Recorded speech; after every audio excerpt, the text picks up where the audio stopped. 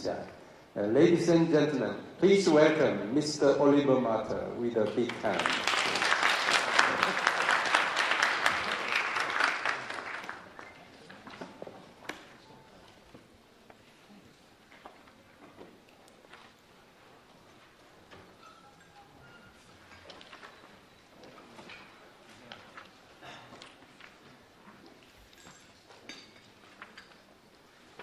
Good afternoon, ladies and gentlemen. Thank you all for your time today, and I would like to thank KCCA in the person of Dr. Song for this wonderful conference and hosting this conference in this wonderful country. I would like to thank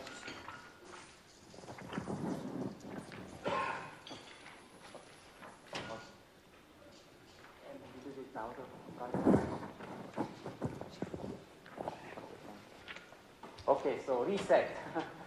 Good afternoon, ladies and gentlemen, and thank you very much for your time. I would like to thank Dr. Song for this wonderful conference and holding it in this great country. I would like to thank all the staff.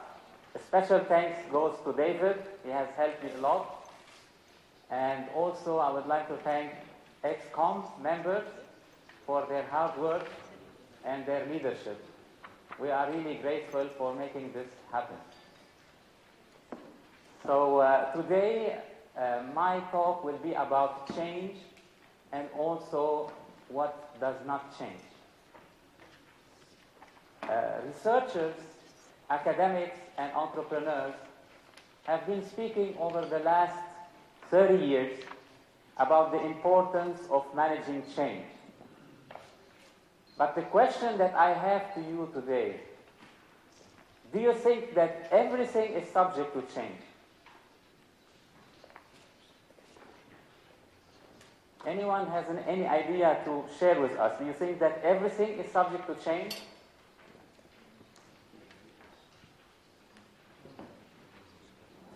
Please. Can you give me the microphone?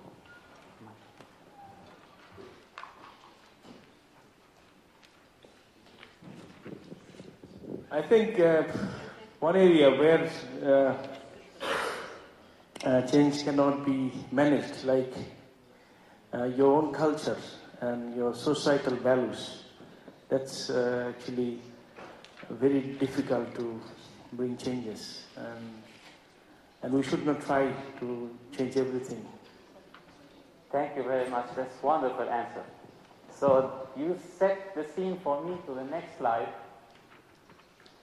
We all are in this great country, and we know the great king, Sejong. And he has said the following: if the people prosper, how can the king not prosper with them? And if the people do not prosper, how may the king prosper without them? So my question to you, and a follow-up to what you said, this great leadership quote has been said 600 years ago. Do you think it's still relevant today or not? Still relevant.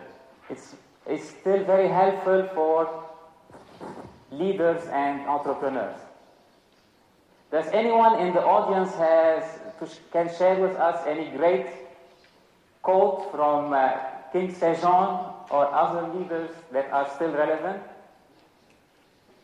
Similar to this one?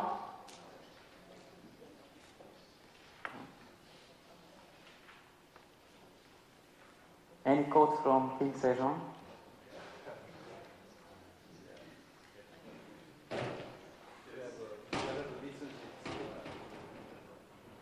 Okay. There is another one. Maybe from Nike.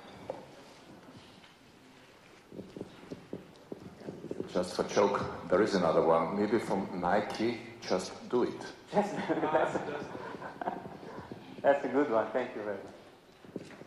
So anyway, we are in, hopefully we have an agreement that not everything is subject to change. human values are not really subject to change.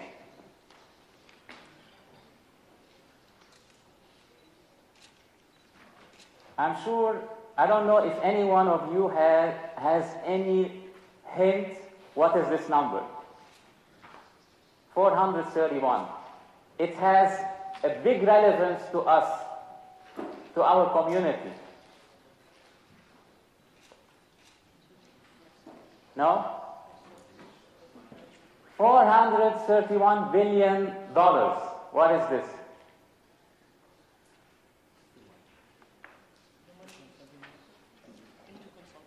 That is the size of the consulting profession in 2014.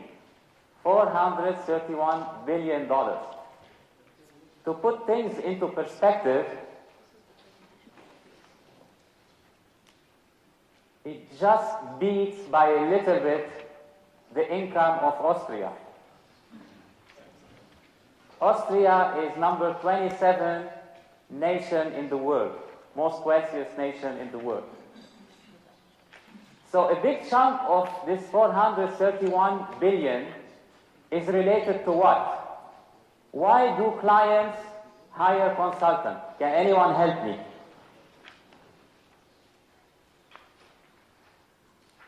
Why do clients need consultants? To recognize any change, make after themselves. Okay, thank you very much, Tim, for that. Thank you. Okay, in my humble experience, when I work in the government sector, they always include a clause in our contract which is called transfer of knowledge. They want the consultant to transfer knowledge to them. So a big chunk is also about transferring knowledge to the client. And we will see in this presentation whether this can be sustainable in the future or not.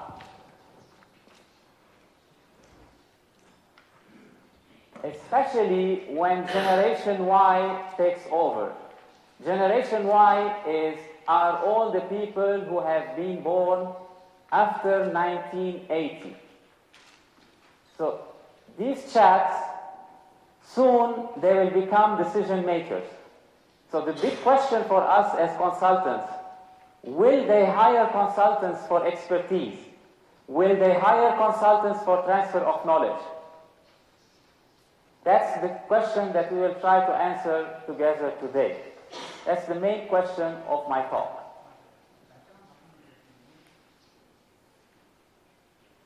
So, I would like to describe a little bit, from my perspective, the business environment of today. I have identified 4 trends. Of course, there are many other trends, but I have identified, from my perspective, 4 trends that I think are shaping the business environment. And the first one is what I call speed and frequency of change. Now, what I claim here about this trend is that change is happening more frequently, its impact is bigger throughout time. And to prove my theory, I will tell you that life science has ranked the top 10 inventions since the beginning of time until now. And 60% of these inventions have been invented, guess, in how many years? Since which date? Can anyone help me?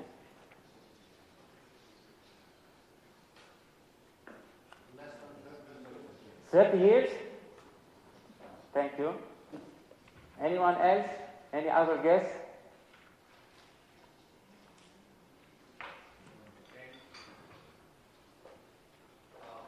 The last 15 years. 15 years. Okay. So according to life science, thank you very much for that. According to life science, the last 150 years. 150 years have actually 6 out of 10 of the biggest inventions of all time happened in the last 150 years.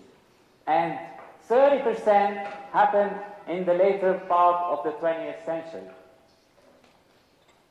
So is this an indication that, so if we take things into perspective, history started millions of years, but when we started writing books about history, maybe 6,000 years, and we have the last 100 years where we have 60% of the most impactful inventions. This is an indication that change is accelerating.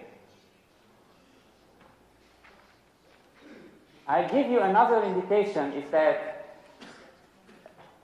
the average age of a company on the stock exchange, on the New York Stock Exchange, has shrunk from 75 years to 15 years in the last 60 years.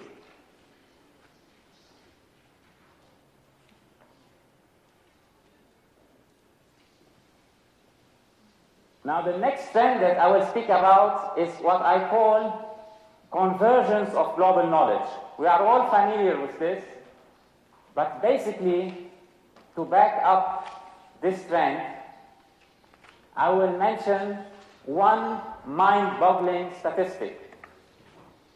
As of May 2013, 90%, ladies and gentlemen, listen to me, 90% of all information was created in the 2 years preceding May 2013, since the beginning of time until now.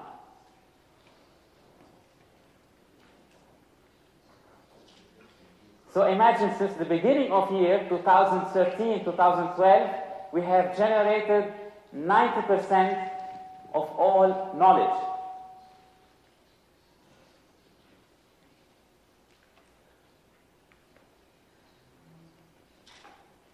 Now the third trend that I would like to speak about is the ease of communication.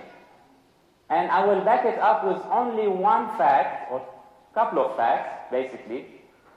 Who can tell me approximately what's the percentage of humans who carry a mobile phone in 2014?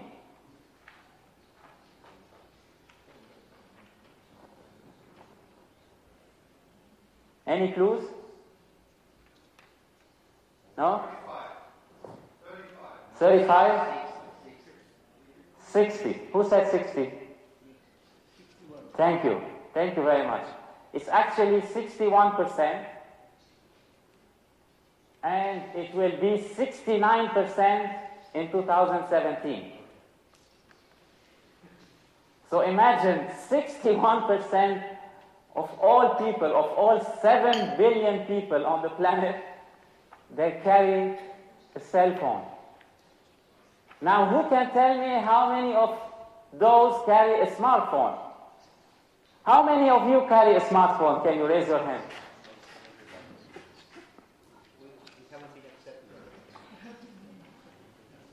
So how many smartphones in the world today? I mean, the audience of smartphones. Again, 35%. You know what?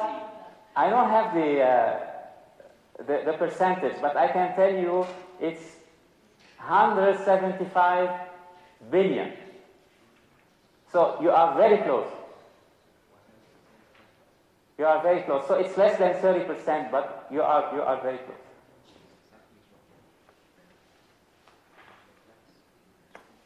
So we move to the trend number 4. My trend number 4 is human mobility. And I would like to ask you here also to help me. In 2013, how many people were carried by different airlines all around the world?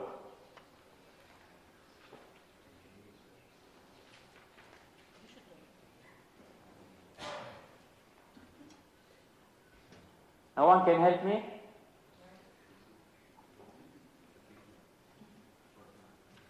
How many people have traveled through air transport in 2013?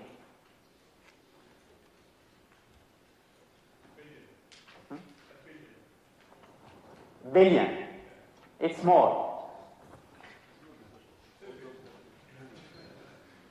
It's actually 3.1 billion. So it's like almost half of the planet is moving through air transport every year.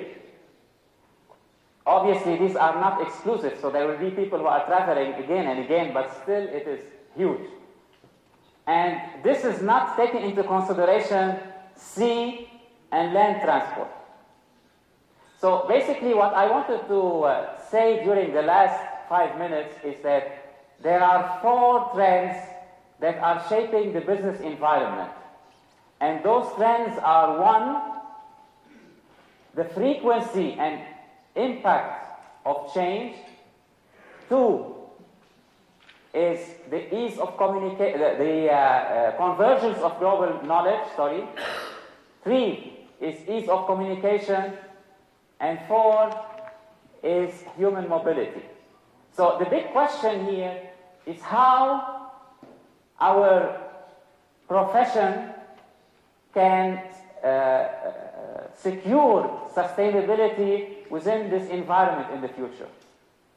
Because I can tell you today that the only reason why many of us are able to pay our rent today is because the decision makers still are still going through a denial process.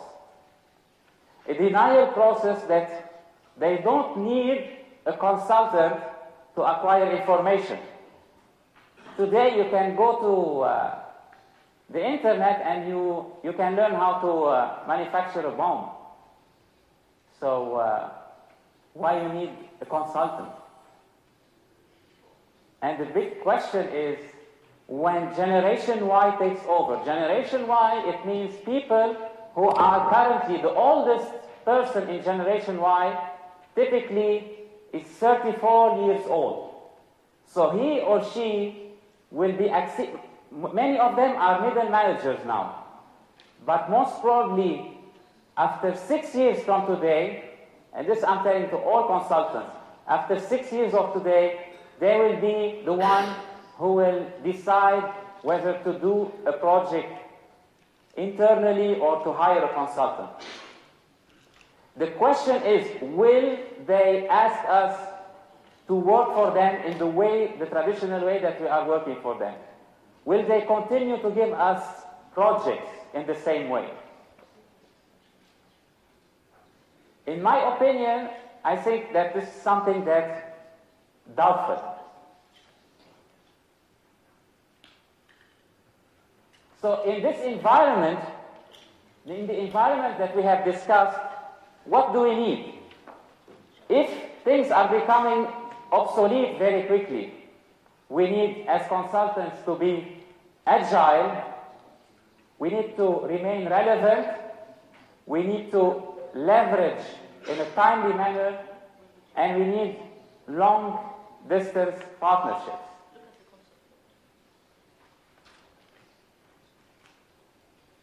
Now, I would like to come back to the issue of change and what doesn't change. Everyone knows King Sejong the Great, but who can tell me who's this gentleman? He's from Korea.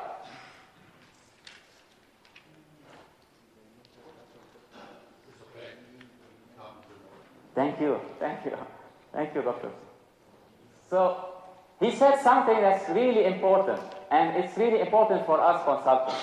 And maybe this will help us rescue our profession. He said that, and I will read this, our life is half natural and half technological. Half and half is good. You cannot deny that high tech is progress. We need it for jobs. Yet, if you make only high tech, you make war. So we must have a strong human element to keep modesty and natural life. So, basically, the lesson, or how I read it myself, is that we have technology, and technology is a tool at our service. The problem is that the consultant makes the technology his or her master. So once a consultant makes the technology his or her master, then he is trapped like the mouse on the wheel, and when the technology becomes obsolete and available without his help, then he cannot earn his living and he cannot pay his rent.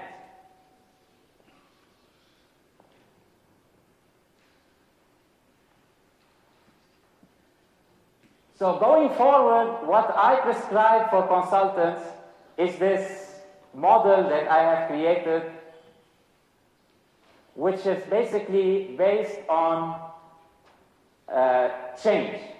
It's in the horizontal axis, you will see focus on what does not change, because we all agree that there are things that do not change, and focus on what changes. So if you see in the red quadrant, if you don't focus on any of these, obviously you don't focus on what changes and you don't focus on what doesn't change, you don't have a viable business. If you focus on what changes and less on what doesn't change, it means you are an innovating consultant. So who can give me an example of an innovating consultant? So consultant who is doing innovation at the same time. Famous one.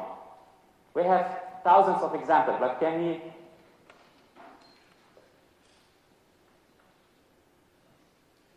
No? No innovating consultant.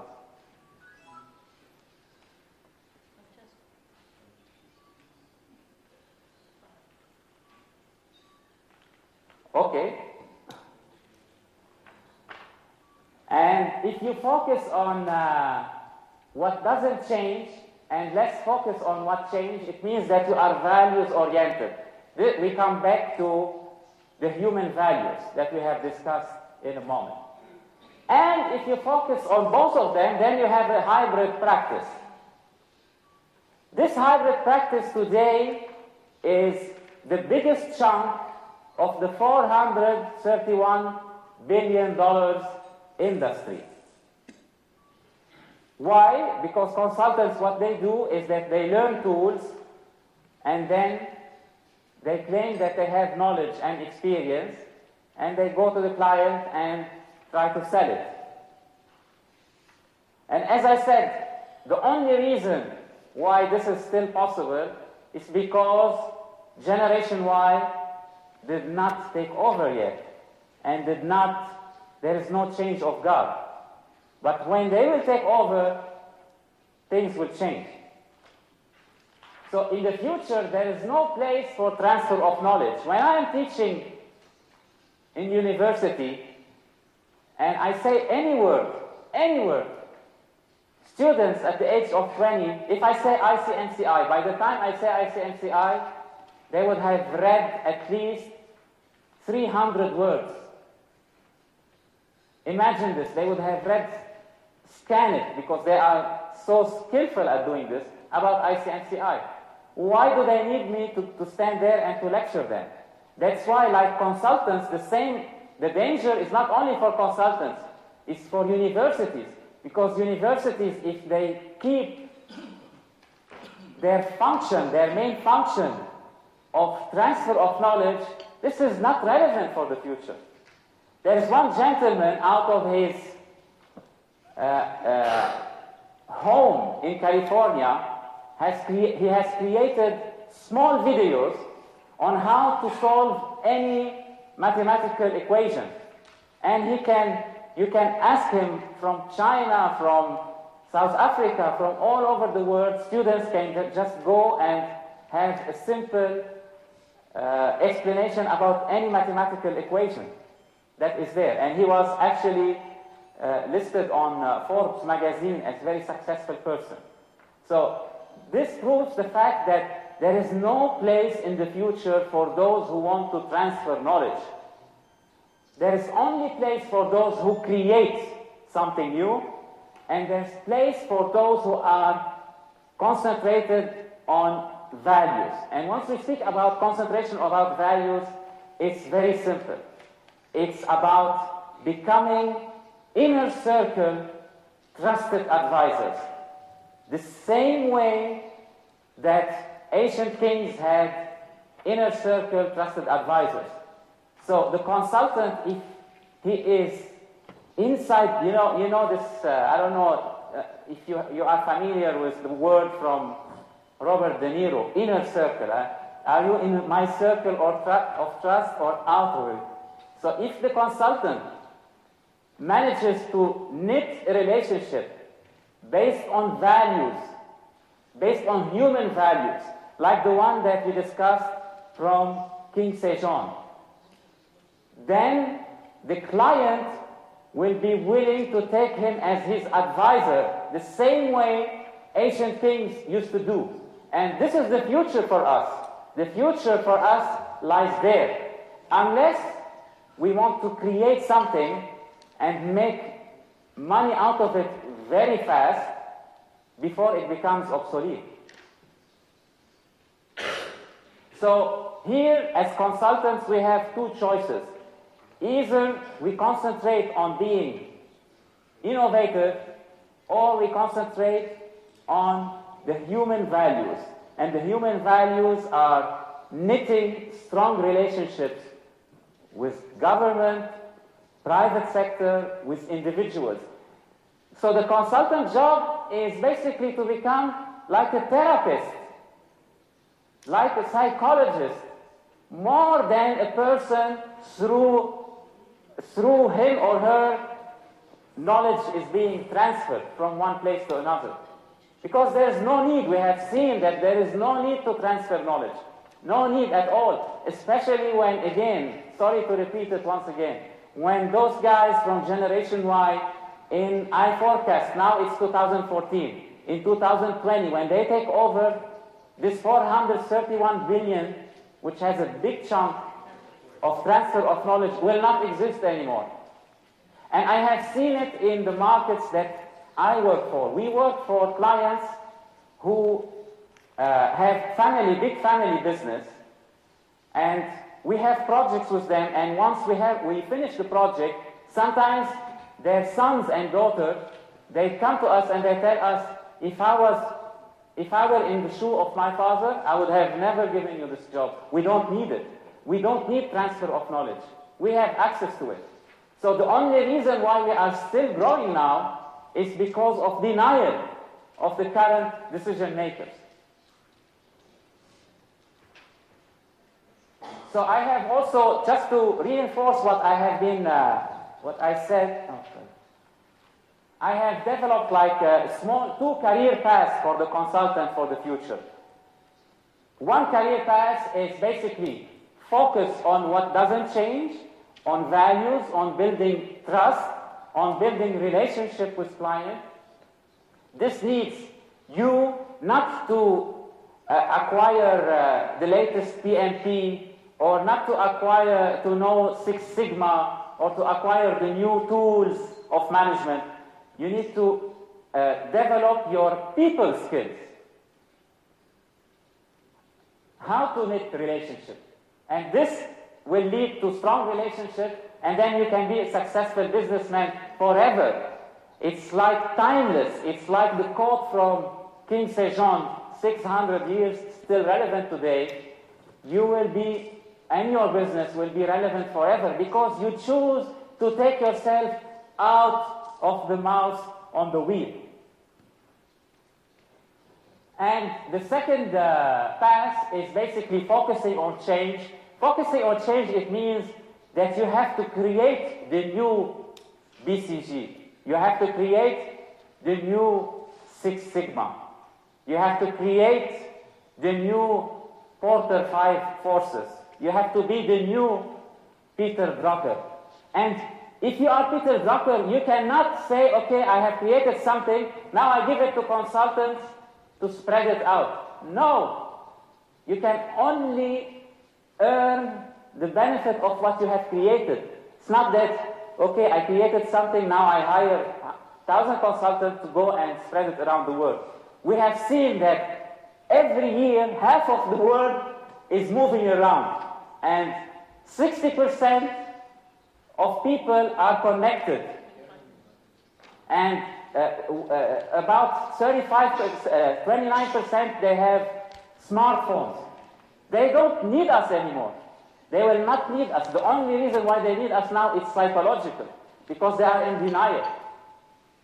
That's it. But in the future, it will not happen. So the second path is basically, as I said, developing technical mastery, being drucker, okay, and be an innovator. So we are out of time. Thank you. And I would like to thank you very much for your time. And that's it. Thank you very much. Okay. Thank you, Mr. Matar.